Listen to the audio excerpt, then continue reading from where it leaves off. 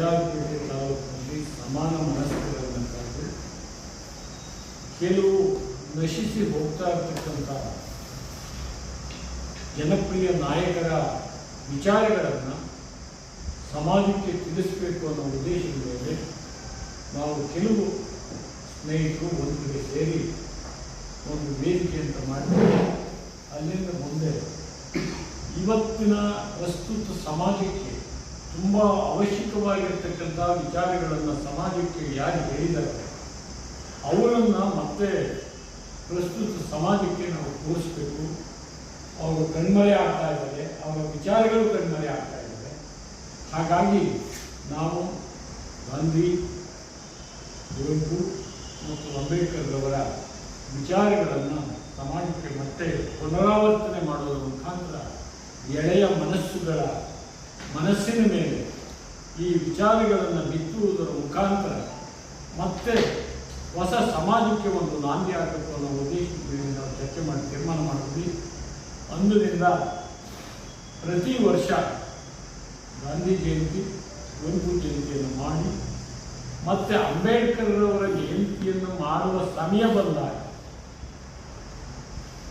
ನಾನಾ ಕಾರಣಗಳು ಅಡಚಣೆಯಾಗಿ, ಒಂದು ಚುನಾವಣೆ ಬಂದಿತ್ತು, ಮತ್ತೊಂದು ಕೋವಿಡ್ ಬಂದಿತ್ತು.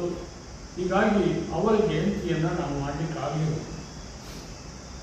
ಈಗ ನಮ್ಮ ದೇಶದಲ್ಲಿ ಅಂಬೇಡ್ಕರ್ಗಳ ಭವನ ಕಟ್ತಾರೆ ಸರ್ಕಾರ, ಮತ್ತು ನಮ್ಮ ಕೆಲವು ಮಂದಿ ಯುವಕರು ಅಂಬೇಡ್ಕರ್ ಜಯಂತಿಯನ್ನು ಮಾಡ್ತಾರೆ. ಅಂಬೇಡ್ಕರ್ ಫೋಟೋ ಇಟ್ಟು ಪೂಜೆ ಮಾಡೋದು ಮಾತ್ರಕ್ಕೆ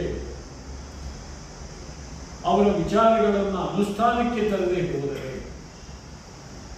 ಮತ್ತೆ ಸಮಾಜಕ್ಕೆ ಅವರ ಧೋರಣೆಗಳೇನು, ಅವರ ಸಂದೇಶಗಳೇನು ಅಂತಕ್ಕಂಥ ವಿಚಾರವನ್ನು ನಾವು ಸಮಾಜಕ್ಕೆ ಕೊಡದೇ ಹೋದರೆ ನಮಗೆ ತಿಳುವಳಿಕೆ ಇದ್ದೂ ಕೂಡ ನಾವು ಸಮಾಜಕ್ಕೆ ಮೋಸ ಮಾಡಿದಂಗಾಗುತ್ತೆ. ಆ ಕಾರಣದಿಂದ ಅವರು ಏನೋ ಮಾಡ್ತಾರೆ ಪಾಪ, ಅವರ ತಿಳುವಳಿಕೆ ಮಟ್ಟದಲ್ಲಿ ಈ ವಾದ್ಯಗೋಷ್ಠಿ, ಆಳು ಮೂಳು ಏನೋ ಮಾಡಿ ಈ ಕಲಾ ತಂಡಗಳನ್ನು ತಂದು ಏನೋ ಅದೊಂದು ಹಬ್ಬದ ರೂಪದಲ್ಲಿ ಮಾಡ್ತಾ ಇದ್ದಾರೆ.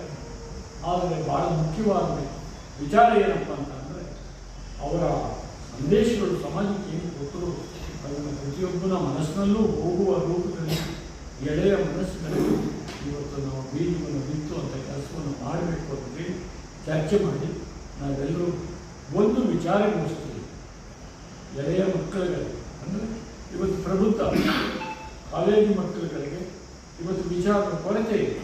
ಆ ವಿಚಾರವನ್ನು ಅವರಿಗೆ ತುಂಬುವ ಮುಖಾಂತರ ಮುಂದೆ ಹೆಚ್ಚು ಜನ ಸಮಾಜ